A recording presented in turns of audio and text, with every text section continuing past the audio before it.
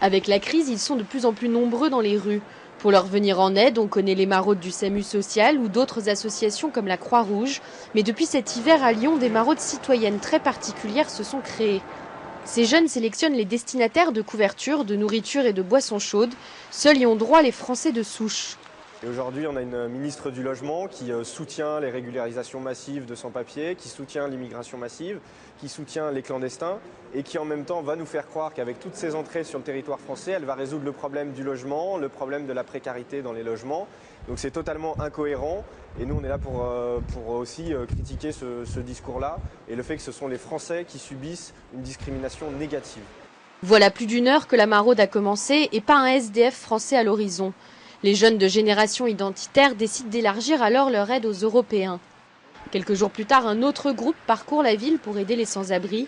Pascal et ses 4 amies maraudeuses n'ont-elles aucun critère de sélection. Elles aident tout le monde et ne comprennent pas du tout la démarche du bloc identitaire. Enfin, c'est aberrant, ça me choque beaucoup. Pour moi, les gens qui sont dans la rue, c'est des gens, c'est des humains, c'est des hommes, des femmes, des enfants, parfois, souvent.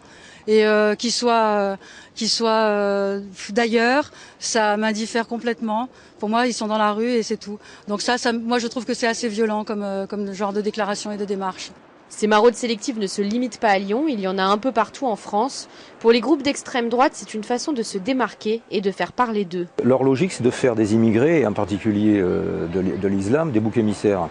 Donc ils le font partout et ils viennent maintenant, ils se sentent en capacité de venir sur le terrain des exclus. C'est-à-dire qu'ils viennent diviser, y compris parmi les exclus. L'association SOS Racisme a envoyé fin janvier une lettre au préfet du Rhône pour interdire ces maraudes. Cette demande est restée à l'heure actuelle sans réponse.